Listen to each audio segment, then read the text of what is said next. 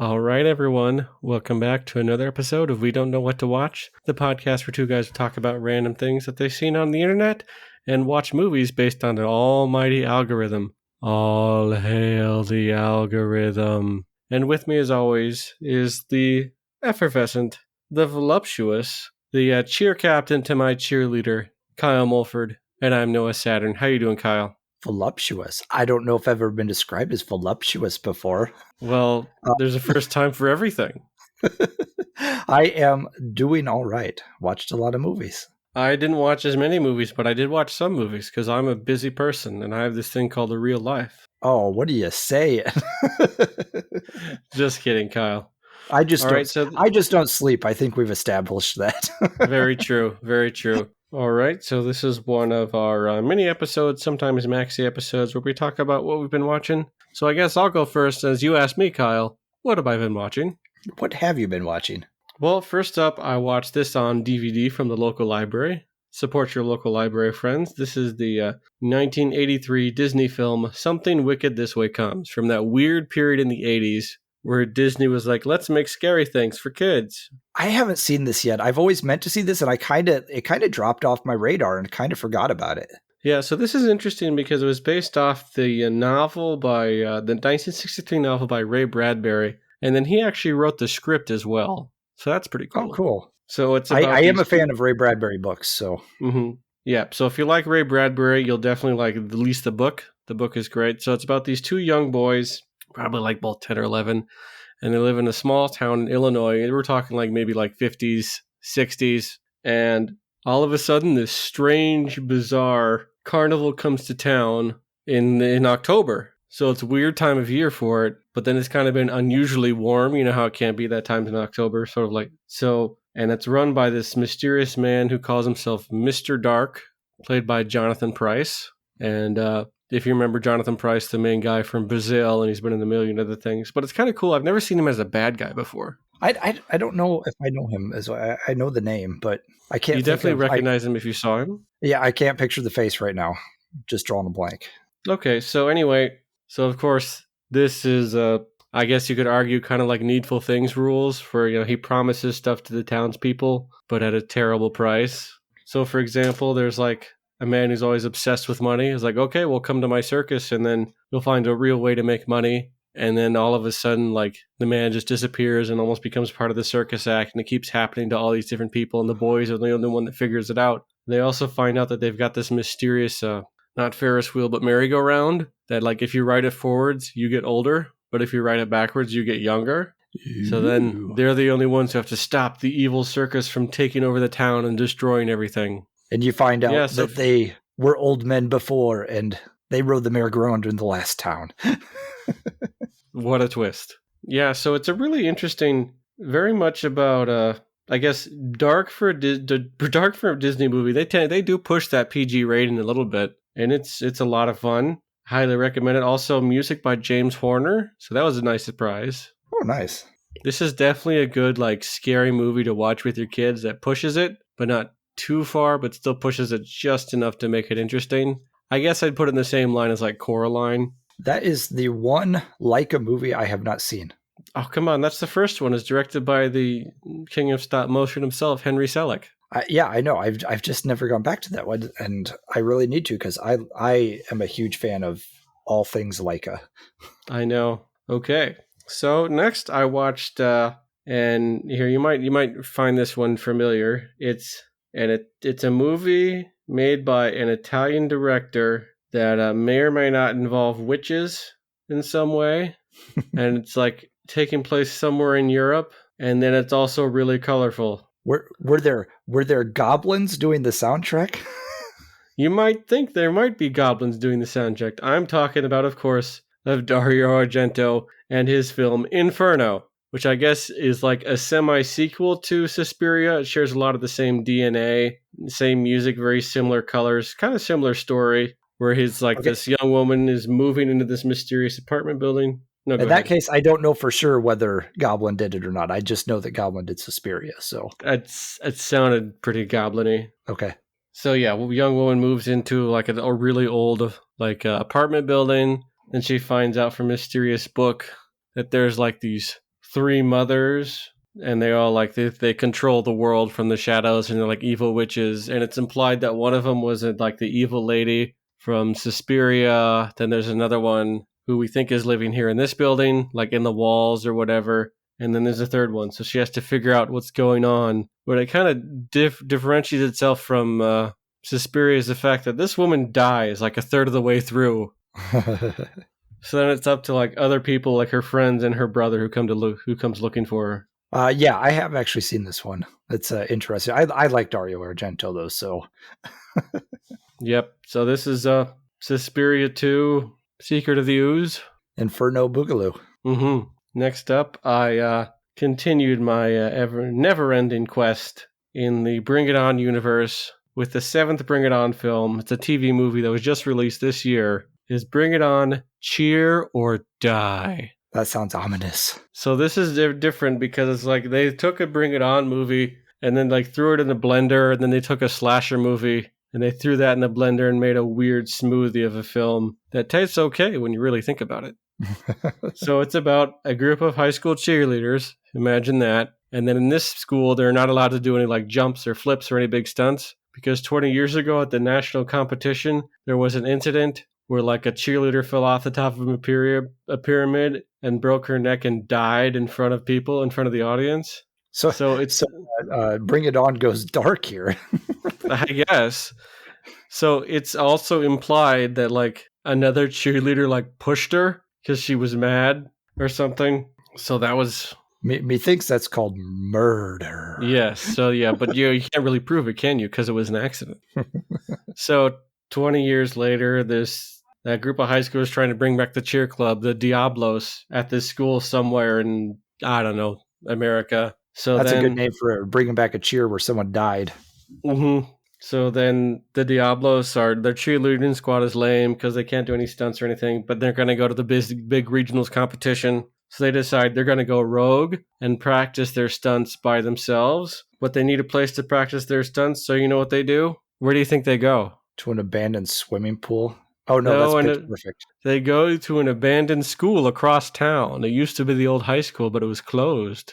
Oh. And they're going to spend the night and spend the weekend there and work on their stuff all night long and then sleep the next day because the competition is in a few days, guys. But then something happens, or what happens if the cheer captain doesn't show up because she was murdered by someone mysterious in the devil costume of the mascot, the Diablos. Dun, dun, dun. They're really stretching to find Bring It On storylines now, aren't they? Hey, this one it's a horror comedy, so I'm not going to say it's great, but I had a good time because there were some fun. It was PG-13 and, on a television film, so they couldn't necessarily go too crazy with the kills, but they did find some good ones, little gruesome ones here and there. And then we've got multiple people survive this one, so that's good. Instead of a final girl, there's like a final group. And let's see, and you think it was going to be like some sort of terrible nightmare at the end of the movie, but no, they stick with it. They stick with people legitimately died in this Bring It On film. Multiple people were murdered. Huh. That's crazy. That's a crazy turn. Yes, so I guess I'm so invested at this point where I'm just a Bring It On completionist. I think I've seen the whole franchise now until, I don't know, they do Bring It On, Cheer another day. I don't know. Interesting. We'll see if this keeps on going, I guess. Bring It On from Ohio with Love. The 7th movie already. Mm-hmm. Well, they did take a big break between 2009 and 2017 for some reason, between the 5th and 6th film. They had to come back with the ultimate Bring It On film. Yeah, so now that they do a slasher film, I say they just go through a bunch of different type of horror films. I'd love to see where it's like a cosmic horror thing, where they're like the cheerleaders are actually a cult trying to summon an elder god to help them win the competition. When do if we're going into horror territory now, when do we have cheerleaders in space? Well, that'll be after Cheerleaders in the Hood. Oh, okay. Well, actually, they did kind of do that one, so never mind. Or Bring It On, Back to the Hood. If we get Warwick Davis in the next Bring It On movie, I'd be so happy. That'd be great. Okay, so next I went to another early 80s film made by an Italian. And these movies are cheap and known for their good amount of gore. So And the last name of the director rhymes with Mulchi. Ah, we're going Fulci here, huh? Yeah, so this is a Fulci, The House by the Cemetery. Never Have you seen seen this one. one? No, I haven't. Okay, so this is a relatively early, like 81, 82. And so what's nice about this Fulci film is it's a relatively small cast. It's about people moving into a new house that was once owned by an old guy. And of course, there's something evil in the basement. And they find out over the course of the film that like an evil doctor did experiments on his wife, but then like he's alive as a zombie in the basement. And then the only person that can help them is a guy from Michigan who gets his hand cut off, but then puts a chainsaw on it and he says things are groovy. I may have gotten mixed up with something else. But no, his film kills a lot of people. Lots of, syrupy blood. I'm not much of a Fulci guy myself, but hey, I thought I'd at least try it. Awesome. And then I watched another one. This one was kind of interesting. It was called Dead and Buried. Oh, that's a good movie. Yeah, so I was surprised seeing the opening credits. It was written by Dan O'Bannon. At least I know he was involved somewhat with the screenplay. Yes. And then effects by Stan Winston. And then another one of the characters is played by Grandpa Joe from Yep. So Grandpa Joe as the town mortician in this small town where outsiders who come into town get murdered. But then seemingly they're fine. But then they're fine, like 2 days later, just hanging out, being part of the townspeople. Yeah, I really enjoy this film. Yep. I just kind of wish it was just about like the weird mortician just like going about his day, doing nothing in particular. Right. Yeah, because you don't want to give away too much about this film. Because there's a solid twist, and you get your money's worth with Stan Winston on the effects. Yeah. I haven't watched this in a while, but it's a high recommend. I would tell people to really go watch this because I think it's on Prime, right? I actually watched this on Criterion Channel as part of their giant 80s horror collection. So okay, cool. And that's be working my way through that, so I'll probably still be working through it through the next couple episodes. Awesome. All right, and that's all I've got. So a solid 5 for me, not too bad. Some pretty good ones in there, and Bring It On, Cheer or Die. Well, sweet. I watched a few more than that, and I started off with family movie night again, and we watched Hocus Pocus 2. Hocus 2 Pocus? Yes, the Sanderson sisters are back. Hocus Pocus 2 Judgment Day? and they're pissed. This one is, people who know the first movie know that they were permanently killed, at the end of the first one. So you're like, how are they going to bring it back? Well, turns out they turned their house into like a museum again, and some guy's running it, and he's a huge fan of the Sanderson sisters, and he thinks they were like cool. So he's, so he creates another black flame candle because he used the book. I always thought that book was creepy. Right? It's still creepy. But it gets a lot more play in this movie. It's kind of cool. But then there are these 3 like teen girls that visit this shop, and they one of them has a birthday, and they're going to go do this seance thing that they do every year on their birthday, like you do on your birthday. And they go out to the woods. There is a little backstory to the Sanderson sisters in this one. So they do a little, kind of a cold open with them back in the 1600s, 1700s, whenever they were back in the day. Back in the day. But then they show that these woods have a history of like, magic and all that stuff. And they light the black candle, and the Sanderson sisters come back, and they got to try and figure out how to get them gone again. And you get this time they're the good guys. Then you get what is it, Billy Butcherson or something or whatever again, and it's played by Doug Jones again. So nice. Yeah, so that was awesome. So they got like they dug him up again. Yeah, they dug him up again. It's cute. If you like the first one, I think you should enjoy this one. I've seen a lot of mixed reviews on this one. I'm like, the first one's not even really that great of a movie, but it's a fun movie, and it's a fun family movie. And I think this one... It's weird. It is weird. But I think this one holds up in just as, just as well as the first one. It was enjoyable. And I enjoyed watching this with my kids. So does Bette Midler still have the teeth? Yes. Good. That's what really matters. Yeah. So then I watched on Shudder, I watched a 2019 film 0.0 megahertz. And this one was, it was a Korean film, and it was basically one of those, oh, there's a ghost haunting a little village in Korea, and so then there's some 20s, early 20s kids that want to go and see if they can hunt down the ghost, because they have like a little ghost hunting gang or whatever, their little Okay, speedy gang. so they're busting ghosts, you might say. Yes. Does And they busting go make to them feel good?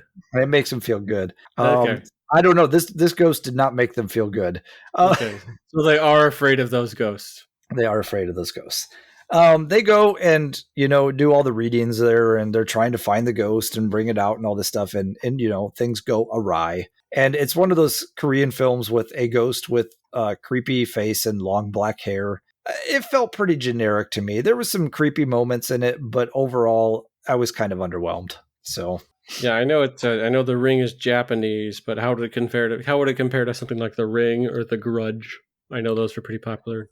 Those were I the guess I don't know, 2000s. because I haven't seen those in so long, and when I saw those, I think it just might be me. I'm just not a huge fan of those. I think I need to revisit some of the good ones, like some of the better old ones, like those, and do a revisit on those. This one just seemed it was kind of a lot of dull moments and not much going on. I wasn't really that invested in the characters or anything. So, but anyway, yeah, it's on Shudder, but I would pass on that. Okay. And then it is October as we're recording this. So scary movie month, and I like to watch scary movies with my kid. So my 10-year-old, introducing her to some new movies that she hasn't seen before. And we watched Killer Clowns from Outer Space from 1988. The cult classic. The cult And classic. it's about as kind of what it says on the tin. They're clowns, and They they're from are outer clowns. space. They kill people. They're from outer space. And A big it's circus tent crashes down into the woods, and some people go to investigate, and they see that clowns are killing people with a cotton candy gun. And John Vernon is the sheriff, and he's kind of a dick in this. So and it's up to the two kids, Mike and Debbie, yes, which is weird because I have an Uncle Mike and an Aunt Debbie, but that's another story. but the clowns are like, it's funny because it is creepy, but it's also like comically creepy, because the clowns are horrifying looking, but they're comically horrifying looking. They're very So, cartoonish. yeah, very cartoonish. So like, even though they literally knock a guy's block off because he goes, "What are you gonna do? Knock my block off?" It's still funny almost. It's because it's so comically done. This is a cult classic for a reason, because this movie is just so much fun, and I highly recommend it. I used to watch this a lot as a kid. Yep, this is definitely more of a style over substance, and it's a Yes. style of a bunch of effects guys always doing what they wanted to do. Yes, a lot of fun. And then on Shudder, I watched a 2022 film called Deadstream, and I am not usually a found footage kind of guy, but this one was. I had a lot of fun with this one. This was a guy who was a streamer, and he's kind of in the vein of like a Logan Paul. So he does stuff that pisses people off. So then he gets booted off of the, streaming services and all that. Well, after his time in like, Facebook jail or whatever, off of the live stream, YouTube, whatever he's using, he comes back and he's like, "Oh, I'm going to do my biggest video yet, and I'm going to go to this haunted house, and I've got to deal with my sponsors there." And I thought this was clever. He said, "They're only going to pay me if I do not ever leave the house over the night, and I have to go and investigate every scary sound in the house."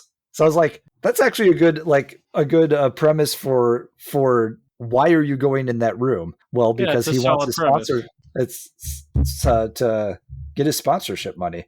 Well, then creepy. So it is a comedy horror, because or a horror comedy or whatever, because it is spoofing on people like Logan Paul, and he is like this obnoxious YouTube guy, live streamer, and you're kind of like, yeah, ghosts, get him. This guy's obnoxious, but also he is just likable enough that you're like, and wait, no, don't. So it's an interesting character. And then when stuff starts happening in the house, there were times when I was legitimately like tense through this movie. So it had a really good a good mix between like the horror and the comedy, and I really enjoyed this as a scary movie as well as kind of some comedic moments. So I'd really recommend this one. It's a Shudder original, so I think it's only on Shudder. Nice. And then introducing my kid to another classic, we watched Poltergeist, first time for her, from 1982 on HBO Max, and this one was funny because we split it over 2 nights, and we're watching, and we get the first half done, and she doesn't seem to be too scared. And honestly, the first half of the movie isn't really that scary. And she's like, "Yeah, I like this movie," but and she never jumped, nothing. And then the next night we watched the second half, and all of a sudden I'm getting like this kid like laying on my lap, jumping, jump, because it gets kind of creepy at the end. It was a lot of fun to watch with her. So yeah, this one is really, it definitely is a slow build, but a very interesting build with a great cast. I think that the parents are played really well. Yeah. So that also helps because it you don't get bored with the movie ever. Because even when they're just like hanging out, like smoking weed, just like they're kind of funny parents, and they clearly care about their kids. And I do like the fact, like, okay, when we got to take care of this thing with your sister, it's okay if you leave and you take the dog with you. Yeah, right. You're like, get out of the house. We'll take care of this. Yep, I really, and also just like the psychic lady. Yes, she's really cool. That was a fun character. Zelda Rubinstein, I think is the actress's name. It's always fun when you get a cool character actress like that. Also, this house is clean. Exactly. Face peeling always gets me, and then that clown. Yes, the clown made my kid jump, and that like that is. I can never time it just right. It always gets me. And it's funny because they do build that up, because like every time they show him in the bedroom earlier in the film, they just linger on that clown with the camera. It's just like, that clown's coming at some point for you. It's like, you don't know where. Is it going to come out from under the bed? Is it going to come from the rocking chair? Is it going to come from but then it eventually does, and it gets you. But yeah, this movie just really holds up as a solid film. Solid horror movie. Yep. Did you see the joke at the end with at the end during the credits? What do you mean? Oh, so one of my favorite dumb jokes. It's just a throwaway joke they do at the very end of the movie, where they're really tired. They're going into like the motel room or whatever. Everyone's just exhausted. Pause. You see the door open, and then Dad wheels out the TV that was on a stand. Oh, yep. Leaves it outside. Yeah. I like that too. No, that's another high recommend. So, then I rented a Blu-ray from the library. Support your local library. The 1944 film Double Indemnity from Billy Wilder. Nice. One of the I've probably talked about this one before. Trying to commit the perfect murder. You got like a insurance salesman, and he gets involved with someone who's the wife of someone who's got insurance with him, and they pull out a life insurance policy on him and get him to sign it without him knowing what he's signing. And then they have this double indemnity clause where if he gets killed in a specific, if he dies in a specific way, he gets double the money from the thing. So they set up a whole thing where they set up a murder or a death on a train and try and get away with it. And then twists ensue. And this is just a really solid noir film done by Billy Wilder, and with Raymond Chandler wrote the script too. So, yeah. Although I've heard that they did not get along together. Yeah, Raymond Chandler, I think, was pretty hard to work with, from what I understand. But despite whether they got along or not, this movie is fantastic. Yep, a super great chemistry between Fred MacMurray and Barbara Stanwyck as our two leads. Yeah, and you get Fred MacMurray in a role that you're not used to seeing him, because you're used to My Three Sons or like the Shaggy Dog, or a lot of family stuff where he's always the G-shucks father, Yeah, kind of his Disney era. So this is before that. Really, really great part for him. Yeah, a lot of great, very sexual tension that I'm still not sure how they got away with, but they did, and we're better for it. And then you get to hear Fred MacMurray say "baby" about 153 times in this movie. Nice. And also a great supporting role with Edward G. Robinson. Yeah, Yeah, at the and insurance like the office. head insurance investigator. You should do the numbers. See, Yeah, and also it makes me want to get a dictaphone. right? Those things cool. Hmm. It's like the world's largest tape recorder. That's great. So yeah, that is definitely a high recommend. I am a huge Billy Wilder fan. I went through his entire filmography one year and watched all but like maybe one or two movies that I couldn't get a hold of. And he had a lot of solid movies. He had a great career. And in a lot of different genres. So if you get a chance, I'd recommend just checking out a bunch of Billy Wilder's stuff. Yep.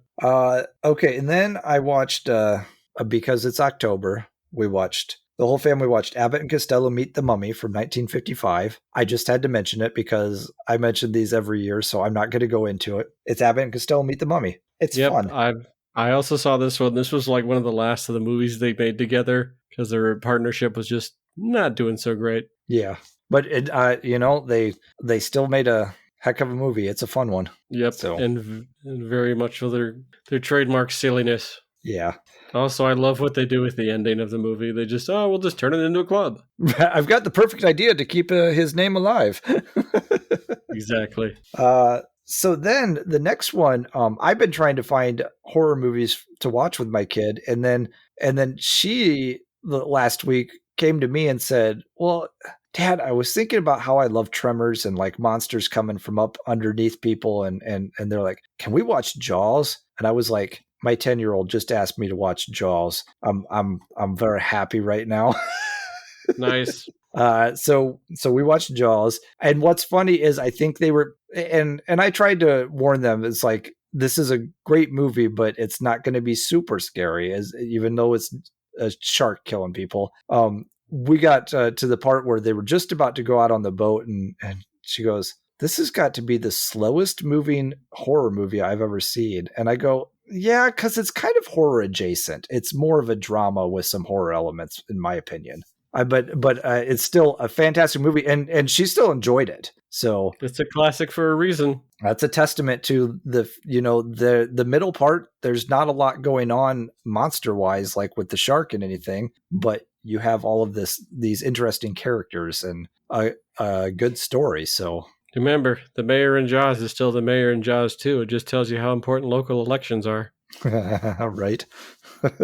But yeah, so that's like you said, a classic for a reason. I hope you get all the way to Jaws the Revenge or Jaws 3D. Right. I don't know if we'll do that, but that could be a movie marathon, but I don't know if any of them are good enough to do a marathon.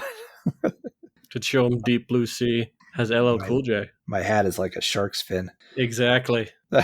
All right. So next one I watched was I found it on Tubi, was a 1963 film called Blood Feast. And this is I will cut this pause out, but I need to look up the guy who did this. Was Herschel Gordon Lewis. That's what it was. So yes. He's considered like the king of gore from the 60s. And kind of this is like an early this is almost like a prototype slasher film. It's basically this guy trying to raise the some sort of Egyptian deity, and so he's going out and killing women and getting their body parts and whatnot, and then there's a couple of cops trying to figure it out, and then there's a weird puzzle box that he has to solve. It's a puzzle box how like he kept making movies, because these are not great movies. He was like a B movie maker, and he would just try and find what trend could get people to go to his movies, and he's like, ooh, lots of gore, and so he moved into the gore area and made Blood Feast, and it was just all about like lots of blood. So he's like, the killer's tearing out a woman's tongue, the killer pokes out a woman's eye, the killer cuts off a woman's leg. So like, and there's lots of blood in this movie. So and then puts the parts together and makes Frankenhooker. Frankenhooker, yes, exactly. This is the inspiration for Frankenhooker, I'm sure. It's not a great movie. I watched it because it's part of the whole seasons of Joe Bob Briggs, the last drive-in. So I was watching as part of that. And also it's an interesting just to see kind of this historical guy, Herschel Gordon Lewis, and what he did and what he brought to the table, because he was just out to make money. He wasn't out to make good films. He was trying to figure out which trends were happening that he could just make easy money off of these films. He was a financial guy. And honestly, more power to you. Yeah, so it was very interesting. This was more of a historically interesting film than it was actually a good film. So, but it's streaming free on Tubi right now if you want to kind of see what the King of Gore was doing in the 60s. And then on YouTube, because I couldn't find it anywhere else, and a 1982 film, After Bat Out of Hell, about five or 6 years later, Meatloaf brought out another album called Dead Ringer. And to promote the album, he wanted to make a film based around the music. So he had someone write a quick, he's like, can you write a script for something around this? And he's like, sure. And they wrote a quick script, and it's a very loose film, if you can even call it a film. It's basically Meatloaf, and he's going on tour and stuff. And then there's a couple of guys following him on tour. And one of them is kind of his doppelganger or dead ringer, if you will.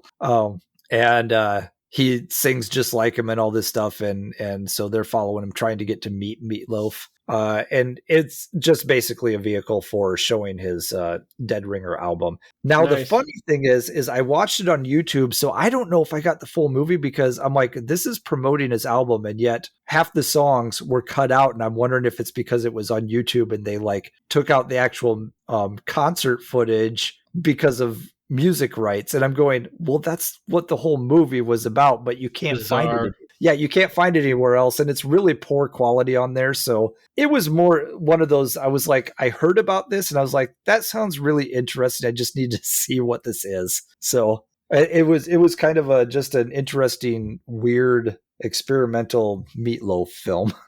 At least we still have Phantom of the Paradise. Yes. So I don't even know if I can recommend that. I watched it out of curiosity, and the transfer is really poor on YouTube. So maybe if it came out, we'll always have Rocky Horror Picture Show when it comes to Meatloaf on film.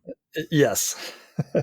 But what was funny is there was a couple times he sang stuff from Bat Out of Hell, and they didn't cut that out of the movie when I was watching on YouTube. But any of the stuff on the actual Dead Ringer album, it kind of cut to commercial, like YouTube has commercials or ads or whatever. And then when it came back, the song would be over. Bizarre. Yeah, it was weird. So anyway, next I watched on Freevee, which is through Amazon Prime, the 1997 film Cube. And this is 6 or 7 people wake up in this weird cube room where they're attached to more cubes. And some of them have traps in them that kill you, and some of them don't. And each of these people, you find out through the movie, were picked to be in there for a specific skill set. And so they help each other figure out how to get from room to room and avoid the traps and try and find their way out of this whole thing where it's they find out there's it's a 25 by 25 cubes in there. And while they're in there, the cubes are actually shifting around too, because you hear them moving around. So you don't know where you're at. And so then, they start going a little crazy because they're in there for a long time. And there's traps they're avoiding. They're going a little crazy, and because they got no food, they got no water, their pets' heads are falling off. Well, that's a bummer. So got no jobs, we got no money. This was kind of a fun movie. I'm gonna have to check out. There's a couple more. I think there's Cube Squared and Cube Zero or whatever. And this one was kind of fun. Cubed. It's about them trying to escape a room. Yes, it's basically and to do so they have to play a game. Yes. Is there a so puppet? It's Escape Room meets Jigsaw meets Rubik's Cube. Nice. Ruby the Amazing Cube. So I had fun with this movie, and it's very 90s, it's filmed in a very 90s way. So I don't even know how to describe that, but I think you know what I mean by it feels like a 90s movie. Even though Julio there? Yes. Even though they're just in these generic cube rooms, it still feels very 90s. So there's nothing to date it other than the way it was filmed. Nice. But it still felt 90s. But it was fun, and I would recommend this. If you've got Amazon Prime, it's on there. It's free with commercials on Freevee. So, and then finally, my daughter wanted to watch another movie that they'd seen before. They're like so they recommended Gremlins, and so we watched that. And everyone knows this film. Kid gets a mogwai for Christmas from his dad, and you're not supposed to get it wet. You're not supposed to feed it after midnight. Isn't it technically always after midnight? Yeah, the rules are a little weird in this because also if you watch it, it's in the winter, and when you get them wet, they multiply. And yet, when they're walking through the snow, which is just frozen water, they don't multiply. So, yeah, if you're really a stickler for that kind of stuff, don't watch this. But I just love the fact that Chris Columbus tried to write this movie. I'm going to write a movie so crazy it'll never get made. And that was the first screenplay that got made from him. And it's awesome. I love this film. It's so much fun. Directed by Joe Dante, who's one of my favorite directors. And they had the lady with the stair climber thing, Mrs. Deagle. And they had that guy Dick Miller. That guy Dick Miller, yes. Because it's a Joe Dante film. You got to have that guy Dick Miller if it's a Joe Dante film. It's required by law. I'm always disappointed when you see like there are a couple. I think there are a couple Joe Dante films that do not have Dick Miller, and you're just like, where was he? And now he has passed away. R.I.P. Dick Miller. Rest in peace, that guy. But that's a high recommend. People know what that movie is, and it's a heartwarming Christmas tale, is what it is. Very true. But that's what I've been watching lately. So what do you got? What do you got on the docket? I'm going to continue my 80s horror collection that they have on Criterion Channel. A lot of nice variety there. Next up, I was going to watch Wolfen, so the werewolf movie with Detective Albert Finney. I've heard that was supposed to be really good. Cool. And hopefully I'm going to see Halloween Ends before it ends. I've heard either it's really good or really bad, so I'm excited. I still haven't watched Halloween Kills, but it's on HBO Max, so I'll have to watch that one. Yep, they do some stabbing. So yeah, what I've got coming up is another one my kid wants to watch with me is the 1990 version of It. So that one does have Tim Curry. Yes. So hopefully we'll be watching that over the next couple of weeks. Good. But other than that, the Tim Curry laugh. Aha! Aha! Aha! Beep beep, Richie. Beep beep, Richie. So yeah. So till then, you can find us online. I'm at AwesomeKM on Twitter. And I'm at Noah_Saturn. That is spelled SATERN. And we're on Instagram at We Don't Know What to Watch. And you can email us, we don't know what to watch at gmail.com. And until next time, keep watching. Keep watching.